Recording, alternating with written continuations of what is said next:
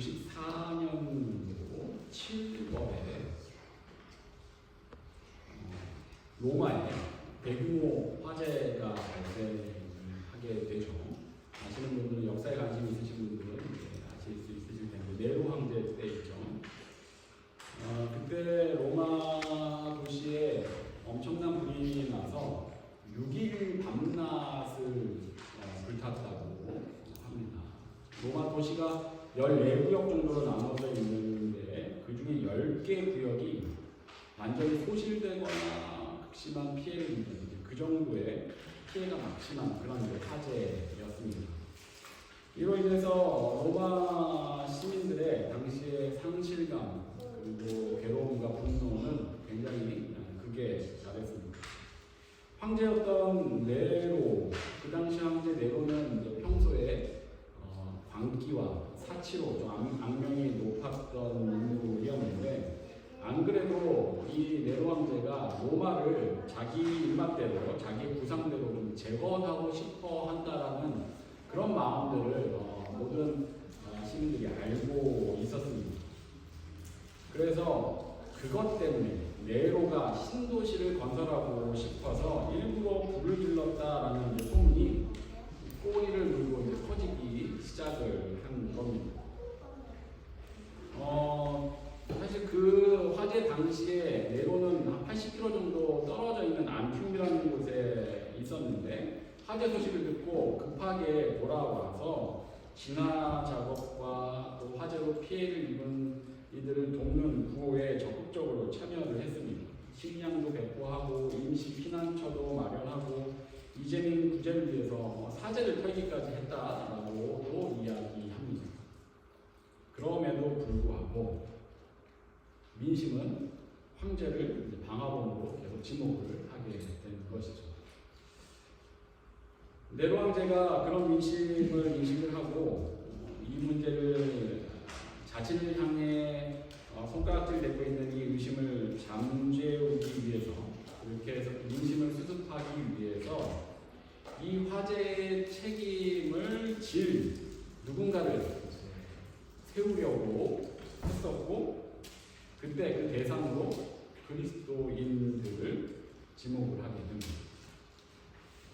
당시 기독교는 이제 로마의 전통적인 신앙 그리고 황제 숭배 이런 것들을 거부하고 있었기 때문에 로마 시민들에게도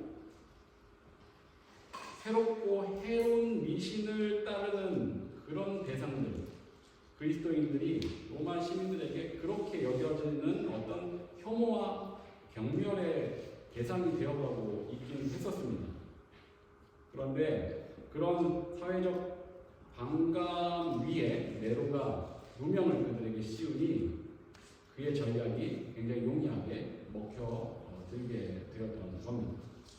그렇게 그리스도인들에게 방화범이라는 누명을 씌운 네로는 굉장히 잔혹한 처형 방식을 고안해서 박해를 시작을 하는데, 가장 유명한 게 인간 횃불이죠. 기독교인들을 잡아다가 몸에 기름을 발라서 네로의 정원에서 야외 파티를 하는 동안 밝히는 인간 촛대로 그렇게 사용했다라는 이야기는 한 번씩 들어보셨을 겁니다. 그뿐 아니라 원형 경기장에서 맹수의 밥으로 던져지기도 했고, 십자가에 못 박아서 처형하는 일도 굉장히 많이 있었습니다. 워낙 잔인했었던 처형 방식이었기 때문에 역사가들 가운데 잘 기록되어 있는 부분입니다. 전승에 따르면 이때 베드로 사도도 순교하게 되죠. 십자가에 거꾸로 박혀서. 그런 이 시기에, 이 핍박이 극심한 시기에 사도 바울 역시 로마 감옥에 수감이 되게 됩니다. 그가 이전에도 로마 감옥에 수감이 됐던 적이 있었습니다. 이번이 이제 두 번째인데, 근데 이전에 수감되었었던 때하고는 사실 이 두 번째 수감은 완전히 다른 상황입니다. 먼저 번 수감되었을 때는 가택연금과 비슷한 상태였습니다. 그게 이제 사도행전 28장 30절이 그 수감 상태를 이야기해주고 있는데, 바울이 온 이태를 자기 셋집에 머물면서 자기에게 오는 사람을 다 영접하고, 저게 지금 이제 수감되어 있는 상태입니다. 이게 어떤 방식이냐면 자기 비용으로 방이나 집을 임대를 하고 거기서 지내되 로마 병사의 감시를 받으면서 생활하는 그런 상태의 수감입니다. 로마 시민권자로서 사도 바울이 아직 이제 공적인 그런 재판이 진행 중인 상태였기 때문에 중죄인 죄수들을 수감하는 그런 감옥이 아니라 이처럼 인간적인 대우를 받을 수 있는 상태의 가택연금으로 수감이 된 게 첫 번째 수감된 상황이었는데, 그런데 이번에 이 두 번째는 다릅니다. 이번에는 우리가 익히 알고 있는 그런 감옥, 어둡고 춥고 비위생적인 그런 중재인의 감옥에 그가 이 수감이 이 네로 황제의 핍박 이 시기에 언제쯤인가 수감이 되게 되는 것입니다. 네로의 박해로 그리스도인들의 처지가 달라졌습니다. 로마 역사가의 기록에 의하면 이 시기에 그리스도인들은 인류를 미워하는 자들로 규정되었고, 이제 그리스도인인 것은 허용되지 않는다는 원칙이 로마법의 기본 입장이 되게 됩니다. 즉 기독교 신앙 자체가 불법이 되게 되는 것이죠. 그렇게 됐다고 해서 모든 그리스도인들을 싸그리 다 찾아다가 잡아서 넘는 것은 아니었습니다. 적극적으로 찾아다닌 것은 아니고, 대신에 누군가가 고발을 하게 되면 그를 불러와서 신문을 받게 하고, 그 과정에서 신앙을 부인하지 않게 되면 비로소 법적인 절차에 따라 수감 후 사형에 처하게 되는 것입니다. 이런 상황이 벌어지자 그리스도인들의 삶이 힘겨워졌습니다. 주변 그리스도인들이 누군가의 고발을 통해서 불려가서 끔찍한 처형을 당하는 것을 목도하게 되니 하나 둘씩 신앙을 버리고 떠나가게 되었던 시기입니다. 바울 사도 주변의 이들도 다들 떠나갔습니다. 감옥에 수감된 바울 곁에 이제 겨우 오네시보로라는 인물과 우리가 알는 누가 둘만 남아있는 상태였고, 특히 그가 처음 이 두 번째 수감되고 처음 법정에서 변론을 할 때 자기와 함께 해준 자가 하나도 없고 다 그를 버렸다라고 이야기했었습니다. 그런 상태에서 이제 사도 바울은 죽음 자신이 처형을 당하게 될 거라는 것을 직감을 하고 있었습니다. 실제로 그 두 번째 수감 상태에서 전승에 의하면 사도 바울은 순교를 하게 됩니다. 로마 시민권자였기 때문에 십자가형이나 다른 형벌을 받지는 않고 참수형을 당했다라고 기록들을 하고 있습니다. 그렇게 사도 바울은 지금 그 감옥에서 자신의 죽을 날을 앞두고 있는 그 상태에서 그때 사도 바울이 쓴 편지, 그 서신이 바로 디모데 후서입니다. 디모데 후서를 가만히 들여다보고 인도라면 사실 그 상황을 아무리 실감하려고 해도 실감이 되지 않을 때가 많습니다. 사실 이런 배경을 알지 못한 상태에서 전혀 이 디모데후서가 어떤 배경에서 쓰여졌는지 알지 못한 상태에서 서신을 읽게 되면 그런 절박한 상황을 거의 좀 눈치챌 수 없게 되기도 합니다. 당연히 그 시대적인 거리감이 있기 때문에 그렇기도 하지만 서신의 내용 가운데 그의 이런 비참한 상황이 절망스럽게 적혀있지 않기 때문에 오히려 우리가 디모데후서만 따로 보았을 경우에 배경을 알지 못하면 이것이 그토록 비참하고 처참한 상황이라는 것을 우리가 깨닫지 못하게 되는 것입니다. 그렇다고 해서 다른 여느 서신들처럼 그가 그저 씩씩하게 아무렇지도 않은 척하고 있었는가? 그렇진 않습니다. 이 서신에선 그가 자신의 인간적인 나약함을 그대로 드러냅니다. 서신 시작부터 사실 평소와 다르게 시작을 합니다. 1장 1절 2절이 인사말인데 하나님의 뜻으로 말미암아 그리스도 예수 안에 있는 생명의 약속대로 그리스도 예수의 사도된 바울은 1절 2절이 전체적인 인사말인데 그 인사말 자체는 다른 서신들과 비슷할 수 있지만 여기에서는 다른 서신에서는 사용하지 않는 생명이라는 단어를 사용하여서 인사를 하고 있습니다. 아무래도 생명이라는 단어는 죽음을 앞에 둔 상황에서 더욱더 도드라지게 되는 법이죠. 그런 면에서 인사말에서부터 그의 인간적인 심리를 우리가 엿볼 수 있는 대목입니다. 1장 7절에서는 두려워하는 마음은 하나님이 주시는 마음이 아니다라는 이야기를 합니다. 디모데가 두려워할 것을 염려하면서 하는 말이지만 이 시기는 모든 그리스도인들이 그 밖에 그 처참한 참수형, 십자가형, 원형 경기장의 맹수의 밥이 되는 것과 인간 촛대가 되는 그와 같은 일들을 두려워할 수밖에 없는 시기였습니다. 이 표현에서 사도 바울의 그런 마음들도 느껴질 수 있게 되는 것이죠. 8절에서는 그리스도인이 참혹한 수치를 당하는 이 시기에 주를 위하여 갇힌 자 된 자신을 디모데에게 부끄러워하지 말라는 이야기를 합니다. 15절에서는 그의 입으로 아시아의 모든 사람이 나를 다 버렸다라는 이야기를 합니다. 그리고 그 중에 누가 속해 있는지 구체적인 이름도 거론을 합니다.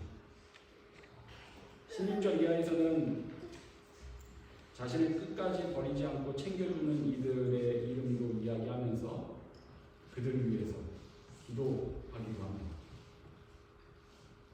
지극히 어려운 가운데 비참한 가운데 처해 있는 바울의 심정을 알고 본다면 그것들이 분명히 느껴지는 그런 대목들입니다. 4장에서는 디모데에게 겨울이 오기 전에 자신에게 속히 올 것을 부탁합니다. 두 차례나 4장에서 이야기를 합니다. 9절과 21절에서. 13절에서는 그렇게 올 때 드로아 지역에 가보의 집에 든 겉옷 좀 가져와 달라고 부탁을 합니다. 특히 가죽 종이에 쓴 책은 특별히 챙겨서 좀 갖다 달라는 이야기도 합니다. 그러다가 또 생각이 났는지 바로 이어진 14절 15절에서 자신에게 해를 많이 입힌 구리세공업자 알렉산더를 거론하면서 그를 주의하라는 얘기를 디모데에게 또 해줍니다. 이게 지금 디모데 후서에서 등장하는 내용들입니다. 그의 다른 서신에서 좀 볼 수 없었던 그의 인간적인 면모들이 드러나는 그런 내용들입니다. 이런 면에서 우리는 분명히 그가 우리와 같은 연약한 한 인간이었다라는 것을 우리는 알 수 있게 됩니다.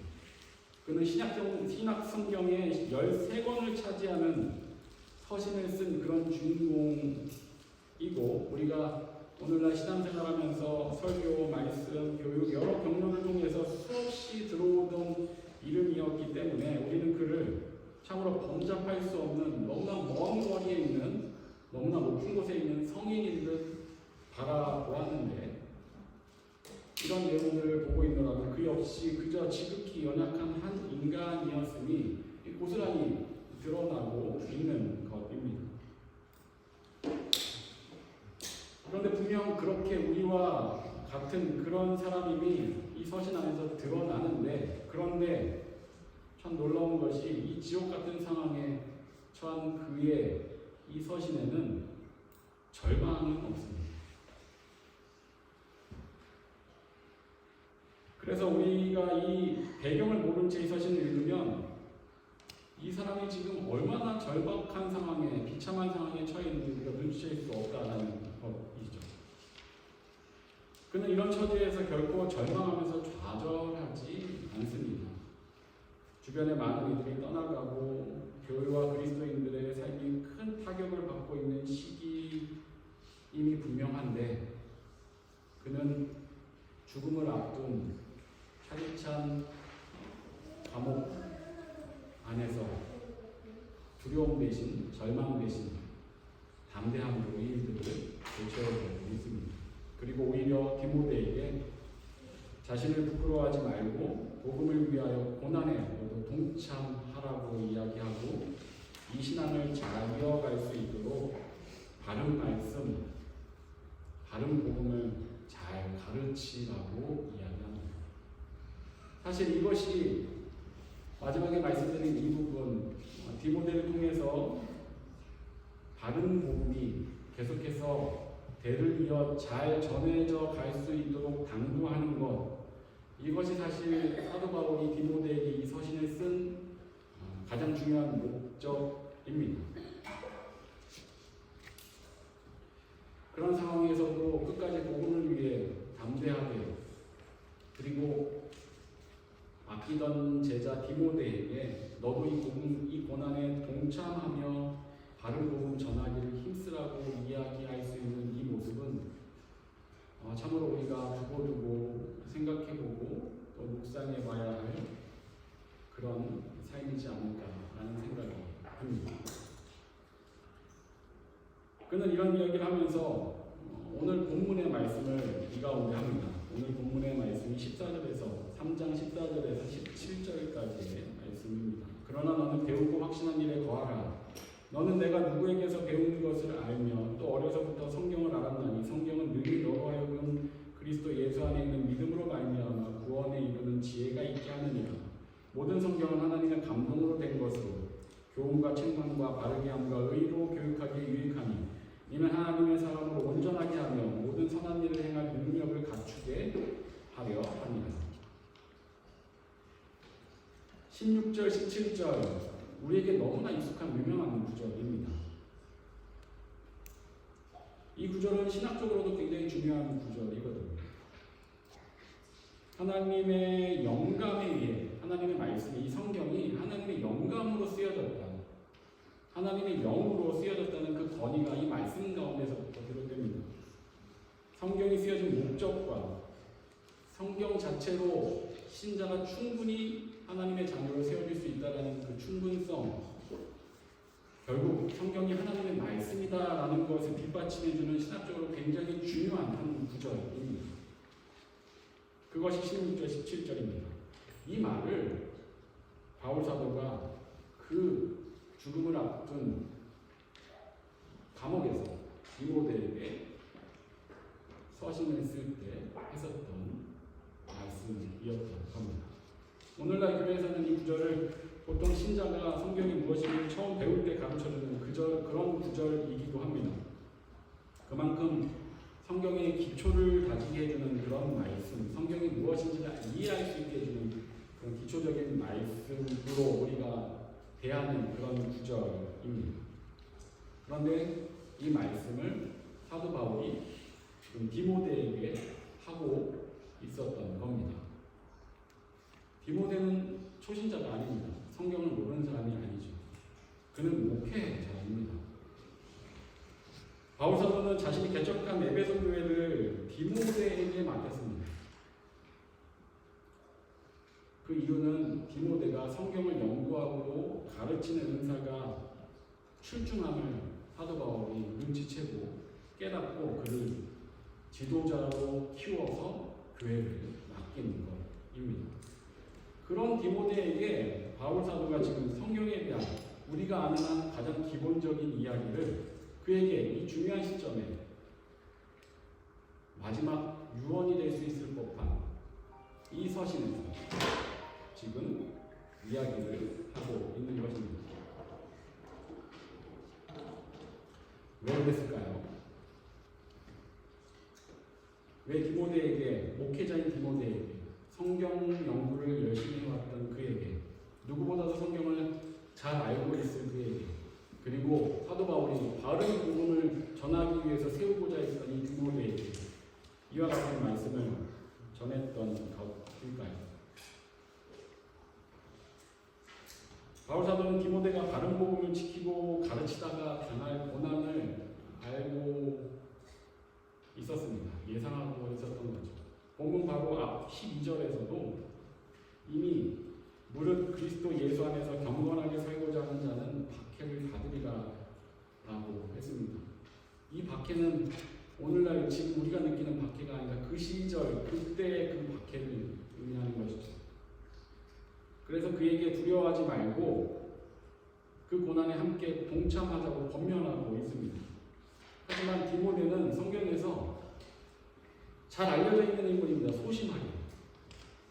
그 인물은 여러 가지 배경상 다른 사람들보다 좀 소심한 편에 대범하지 못했던 그런 인물입니다. 그의 성정상 이 핍박의 시기가 그에게 큰 두려움이 되었을 것이 굉장히 분명합니다. 사도 바울은 그것을 잘 알고 있었던 것 같습니다. 하지만 이 어려운 시기에 사도 바울이 차디찬 감옥에서 곰곰이 기도하며 생각해 보기로는 모두가 떠나가고 사도 바울을 통해서 전해졌던 그 바른 복음을 전할 수 있는 지도자가 정말 희소하게 남아있는 상황일 수 있다는 것을 그는 깨달았던 것 같습니다. 실제로 이 시기에 거짓 교리들과 잘못된 복음들이 더욱더 교회 가운데 난무하게 되고 있기도 했습니다.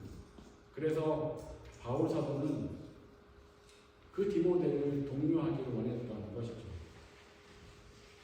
그가 바른 복음을 끝까지 잘 가르칠 수 있기를, 그걸 통해 혹 박해를 받더라도 끝까지 그 자리를 잘 지켜갈 수 있기를 독려하는데, 그런데 이 이야기를 하는 겁니다.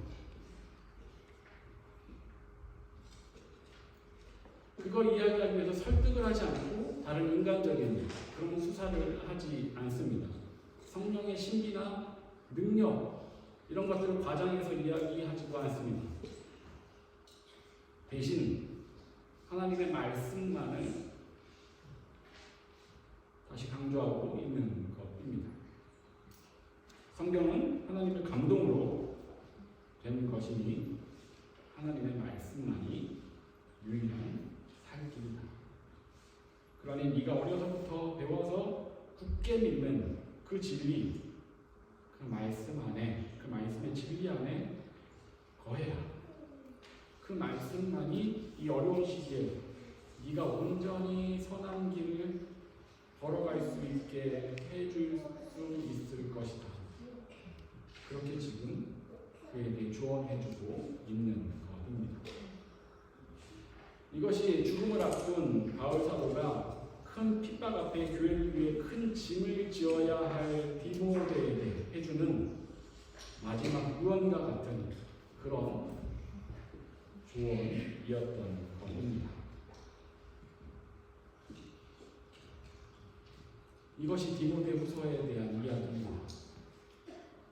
그 외에도 여러 이야기들을 하겠지만 오늘 그 중에 이 구절과 관련된 사도 바울의 심경, 그리고 이 디모데 후서를 쓴 바울의 상황, 그 시대 그리스도인들의 형편, 그 박해들에 대해서 우리가 살펴보았습니다. 오늘날 우리에겐 그 당시와 같은 박해는 없습니다. 우리는 제약 없이 예배를 드리고 거리낌 없이 기독교인임을 드러낼 수 있습니다. 오늘날 교회들이 손가락질을 당하고 있긴 하죠. 그리스도인들이 세상 사람들에게 수치를 당할 때도 있습니다. 하지만 이건 예수 그리스도의 늘 그 진리를 붙들면서 나오는 수치가 아니라 교회들이 바르게 행하지 못한 데서 자처하여 당하는 일들일 뿐입니다. 결코 이 당시에 그들처럼 그런 수치와 그런 박해를 당하고 있는 것은 아닌 것이죠. 오늘날 우리는 너무나 편하게 신앙생활을 하고 있습니다. 그리고 오히려 이런 편안한 신앙생활이 우리로 하여금 우리 안에서부터 우리를 박해하게 하죠. 우리가 예수 그리스도 그리스도보다 다른 것들을 더 중요시 여기게 하는 우리의 신앙을 우리 스스로 박해하고 핍박하면서 예수 그리스도를 조금 편하게 피해가게 하려는 그런 시대 가운데 우리가 살아가고 있습니다. 하지만 그때나 지금이나 하나님의 진리는 동일합니다. 답은 오로지 하나님의 말씀밖에 없습니다. 성경은 하나님의 영감으로 된 것입니다. 하나님의 영으로 쓰여지고 만들어진 것입니다. 교훈과 책망과 바르게 함과 의로 교육함, 표현 자체가 우리에게 좀 분명하게 안 와닿을 수 있겠지만, 교훈은 신앙의 근본적인 지식과 원리를 우리가 성경을 통해 배울 수 있게 된다는 것이고, 책망은 진리에서 벗어난 잘못과 죄를 우리가 깨닫고 질책을 받을 수 있게 한다는 것이고, 바르게 함은 잘못된 길에서 돌이켜서 올바른 상태로 회복되게 해준다는 의미입니다. 그리고 의로 교육함은 이렇게 교훈과 책망과 바르게 함을 통해서 지속적으로 전인적으로 그리스도인으로 성장되어져 가게 된다는 것입니다. 그러니까 그 성경을 붙잡고 그 성경 안에서 배우고 확신한 진리 안에 거하면 그때나 지금이나 하나님의 자녀들은 말씀 안에서 온전해져 가며 하나님께서 바라고 원하신 그런 선한 일을 행할 능력을 갖추어 가게 되는 것입니다. 바울 사도는 그래서 그 지옥 같은 현실에서 좌절하지 않고 생명의 소망을 품을 수 있었던 것이고, 이 말씀을 받은 디모데 역시 그의 뒤를 이어 다른 복음을 계승하는 자, 전승에 의하면, 히브리서의 기록에 의하면 디모데 역시도 한번 수감이 되는 일이 있는데, 아마도 이때 바울을 방문해서 수감됐었던 일로 일반적으로 여기고, 전승에 의하면 그 이후에 그때 처형을 당하지 않고 에베소 교회에서 끝까지 사역을 하다가 그곳에서 이교도들에게 순교를 당하게 되는, 그것이 디모데의 이후의 일생입니다. 그 역시, 이 말씀을 듣는 그 역시 그렇게 끝까지 신앙을 지키며 성도들을, 그 교회를 섬겨갈 수 있게 되었던 것입니다. 디모데 후서에 있는 우리가 말씀을 얼마나 중요시 여겨야 되는지에 대한 그 말씀, 이 한 대목으로 우리가 오늘 말씀을 통해 살펴보았는데, 어제부터 큐티 본문이 디모데 후서입니다. 이번 주 토요일에 큐티 본문이 디모데 후서가 끝나게 됩니다. 오늘 들은 말씀을 통해 조금이라도 디모데 후서에 관심이 좀 생기셨으면 좋겠고, 궁금증과 기대를 가지고 매일 주어진 말씀들을 읽을 때 그 전에 느끼지 못했던 그 가운데 은혜들을 우리가 또 누릴 수 있게 되리라 생각이 됩니다. 그렇게 사실상 감옥에서 죽음을 앞두고 유언처럼 보낸 사도 바울의 그 편지 안에서, 그 서신 안에서 우리도 그처럼, 그 디모데처럼 말씀을 더 확실히 붙들 수 있는 그런 마음의 결단이 일어날 수 있는 이번 한 주 모두 되시길 진심으로 축원합니다. 기도하겠습니다. 사랑과 은혜가 충만하신 하나님 아버지, 오늘도 우리가 주님 말씀 앞에 서게 하여 주시니 참으로 감사를 드립니다. 사도 바울의 마지막 유언과 같은 그 디모데 후서를 통해 결국 우리가 붙들 것은 오직 하나님의 말씀밖에 없음을 다시금 깨닫습니다. 시대가 우리로 하여금 하나님의 말씀을 더욱 멀리하게 만들지만, 이럴 때 우리가 다시금 말씀 앞에 나옴으로써 그 말씀을 통해 하나님의 교훈과 책망과 바르게 함과 의로 온전히 교육되어져 가는 그런 우리 모두가 되게 하여 주시옵소서. 감사를 드리며 예수 그리스도 이름으로 기도합니다.